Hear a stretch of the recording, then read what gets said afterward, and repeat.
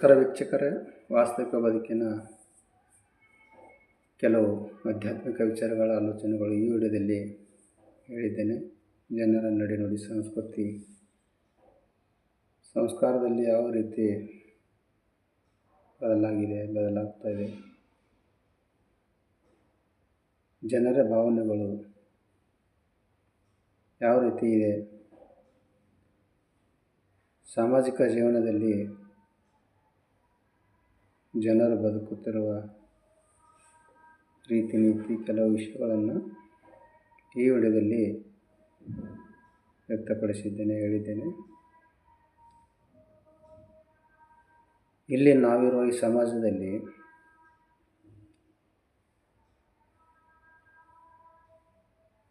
ನಾವು ಅಂದುಕೊಂಡಿದ್ದು ಇವರೆಲ್ಲರೂ ನಮ್ಮವರೇ ಎಂದು. ಆದರೆ ಇಲ್ಲಿ ಬದುಕು ಅಂದಿತು ನೀನು ಅಂದುಕೊಂಡಂಗಿಲ್ಲ. ಈ ಲೋಕ ಬಯಸಿದ ಬಂದವರು ಬಯಸಿದಾಗ ದೂರಾದರು. ಎಲ್ಲರಿಗೂ ನೀನು ಒಳ್ಳೆಯವನೇ, ಆದರೆ ಯಾವಾಗ ನಿನ್ನ ಹತ್ತಿರ ಹಣ, ಆಸ್ತಿ, ಅಂತಸ್ತು, ಅಧಿಕಾರ ಇದ್ದಾಗ ಮಾತ್ರ ನೀನು ಎಲ್ಲರೂ ನಮ್ಮವರೇ, ನನ್ನವರೇ, ತಮ್ಮವರೇ ಎಂದು ವಿಚಾರ ಮಾಡಿದಂಗೆ ಎಷ್ಟೋ ಜನರು ನಿನ್ನ ಸೋಲಿಗಾಗಿಯೇ ಕುಂತಿರುತ್ತಾರೆ.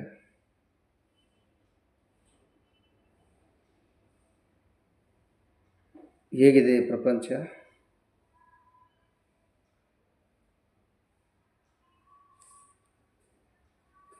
ನಿಮ್ಮ ಜೀವನದಲ್ಲಿ ನಿಮಗೆ ಕೆಟ್ಟದನ್ನು ಮಾಡಲು, ನಿಮಗೆ ಕೆಟ್ಟವರಾಗಿ ಮಾಡಲು ನಿಮ್ಮ ಅಕ್ಕಪಕ್ಕದಲ್ಲಿ ಇರುತ್ತಾರೆ.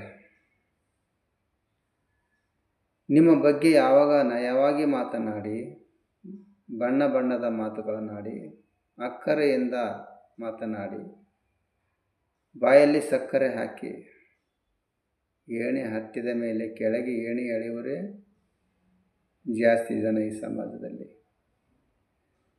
ಇವರು ನಯವಾಗಿ ಮಾತನಾಡಿ ಮೋಸ ಮಾಡುತ್ತಾರೆ. ಇಂಥ ಜನಗಳಿಂದ ತುಂಬ ಜಾಗೃತವಾಗಿರಬೇಕೆ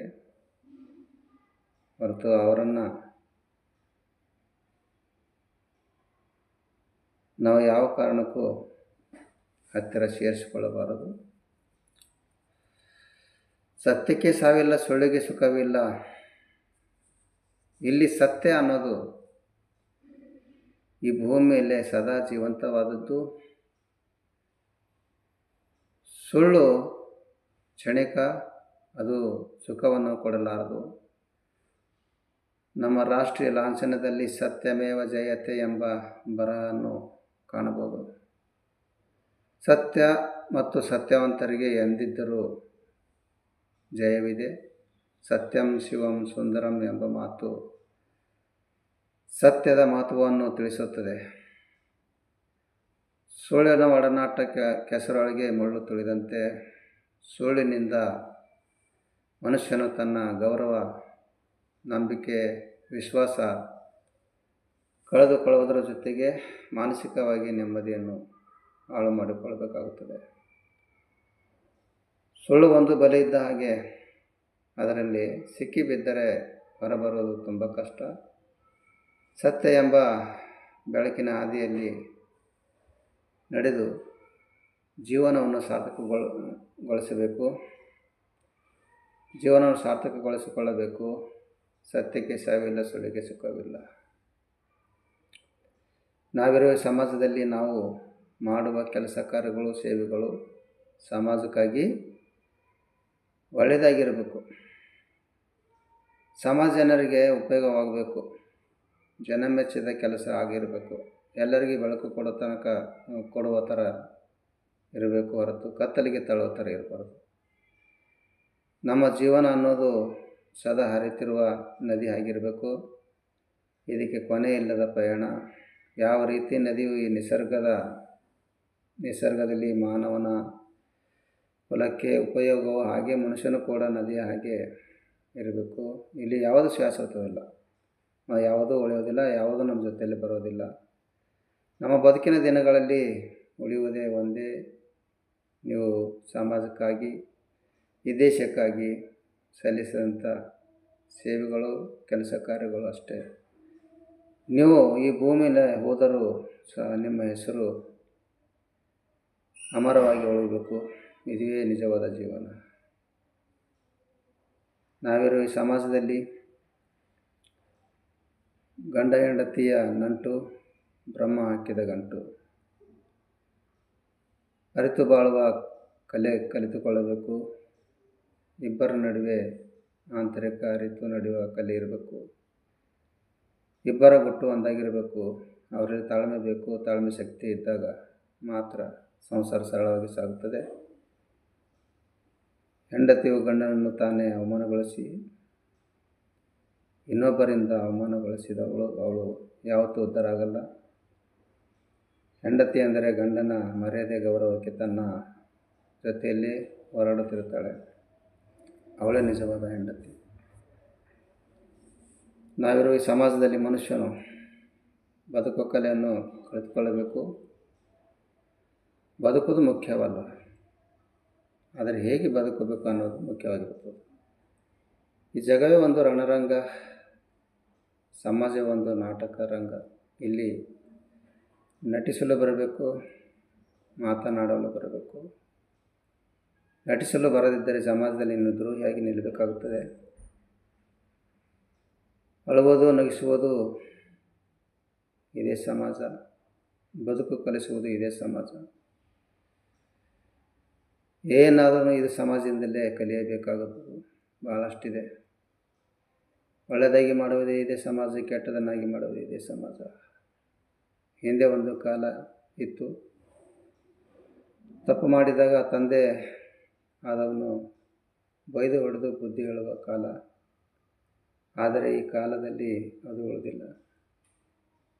ಹಿಂದೆ ತಂದೆಯಾದವನು ಕಪಾಳಕ್ಕೆ ಹೊಡೆದು ಏನು ಹೇಳದೆ ತಲೆ ಕೆಳಗೆ ಹಾಕಿ ಸುಮ್ಮನೆ ಕುಳಿತಿದ್ದನು ಮಗನು. ಆದರೆ ಈ ಜನರ ಸಂಸ್ಕೃತಿ ಸಂಸ್ಕಾರದಲ್ಲಿ ಬಹಳಷ್ಟು ಬದಲಾಗಿದೆ. ತಂದೆ ತಾಯಿಯವರಿಗೆ ಬೆಲೆ ಕೊಡದ ಈ ಜನರು ಇನ್ನು ಸಮಾಜ ಜನರಿಗೆ ಯಾವ ರೀತಿ ಬೆಲೆ ಕೊಡ್ತಾರೆ? ಜೀವನದಲ್ಲಿ ಕೆಲವೊಂದು ಗಂಡ ಹೆಂಡತಿ ಜೋಡಿ ಹೇಗಿರ್ತದೆ ಅಂದರೆ, ಸಂಸಾರದಲ್ಲಿ ಹೆಂಡತಿ ಸರಿ ಇದ್ದರೆ ಗಂಡ ಸರಿ ಇಲ್ಲ, ಗಂಡ ಸರಿ ಇದ್ದರೆ ಹೆಂಡತಿ ಸರಿ ಇರಲ್ಲ. ಇದು ವಾಸ್ತವ ಸತ್ಯ. ಇವರಿಬ್ಬರು ಅನ್ಯೋನ್ಯತೆಯಿಂದ ಇದ್ದರೆ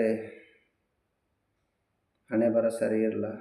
ಇಂದಿನ ವಾಸ್ತವಿಕ ಜೀವನದಲ್ಲಿ ಇಂಥ ಜೋಡಿಗಳೇ ಹೆಚ್ಚು ಕಾಣಬಹುದು. ಜೀವನದಲ್ಲಿ ಮನುಷ್ಯನಿಗೆ ಭಯ ಅನ್ನೋದು ಯಾವತ್ತೂ ಇರಬಾರದು. ಭಯ ಮನುಷ್ಯನ ಜೀವನವನ್ನೇ ಹಾಳು ಮಾಡಿಬಿಡ್ತದೆ. ಸಾಧಿಸುತ್ತೇನೆಂಬ ಆತ್ಮವಿಶ್ವಾಸ ಇದ್ದರೆ ನೀನು ಸಾಧಕನಾಗುತ್ತೀಯ. ಸರಿಯಾಗಿ ಗುರಿ ಇಟ್ಟುಕೊಂಡು ಧೈರ್ಯದಿಂದ ಬದುಕುತ್ತೇನೆ ಎಂಬ ಛಲ ಇರಬೇಕು. ಇದುವೇ ಜೀವನ. ಮಾಡುವ ಕೆಲಸ ಗುಟ್ಟನ್ನು ಯಾವುದೇ ಕಾರಣಕ್ಕೂ ಬೇರೆಯವರಿಗೆ ಹೇಳಬಾರದು. ಈ ಸ್ವಾರ್ಥದ ಬದುಕಿನಲ್ಲಿ ಕಾಲು ಎಳೆಯುವ ಜನರೇ ಹೆಚ್ಚು. ನಾವಿರುವ ಸಮಾಜದಲ್ಲಿ ಈ ಸಮಾಜದ ಜನರ ಆಸ್ತಿ ಅಂತಸ್ತು, ಸಮಾಜದ ಜನರು ಆಸ್ತಿ ಅಂತಸ್ತು, ಅಧಿಕಾರ, ಹಣಕ್ಕೆ ಕೊಟ್ಟಷ್ಟು ಬೆಲೆ ಈ ಮನುಷ್ಯನಿಗೆ ಕೊಡಲ್ಲ. ಏಕೆಂದರೆ ಕಲಿಯುಗದಲ್ಲಿ ಮನುಷ್ಯನು ಗುಣಕ್ಕಿಂತ ಹಣವೇ ಮುಖ್ಯ ಎಂದು ಭಾವಿಸುವ ಜನರು ಹಣ ಇದ್ದರೆ ಮಾತ್ರ ಗುರುತಿಸುತ್ತಾರೆ. ಹಣ ಇಲ್ಲದಿದ್ದರೆ ಬೆಲೆ ಇಲ್ಲ. ಈ ಕಾಲದಲ್ಲಿ ತುಳಿಯೋಕೆ ಶತ್ರುಗಳು ಇದ್ದರೆ ಕಾಪಾಡೋಕ್ಕೆ ಭಗವಂತ ಇದ್ದೇ ಇರುತ್ತಾನೆ. ಆದರೆ ಬದುಕುವ ಧೈರ್ಯ ಹೊಂದಿದ್ದರೆ ಸಾಕು. ಅಂಥ ಸಾವಿರ ವೈರಿಗಳು ಬಂದರೂ ಸಹ ಜೀವನ ಮಾಡಿ ತೋರಿಸ್ತಾನೆ ಎಂಬ ಆತ್ಮವಿಶ್ವಾಸ ಇರಬೇಕು. ಇದುವೇ ಸ್ವಾಭಿಮಾನದ ಬದುಕು. ಈ ನನ್ನ ವಿಡಿಯೋ ನಿಮಗೆ ಇಷ್ಟ ಆದರೆ ಲೈಕ್ ಮಾಡಿ, ಶೇರ್ ಮಾಡಿ, ಸಬ್ಸ್ಕ್ರೈಬ್ ಮಾಡಿ.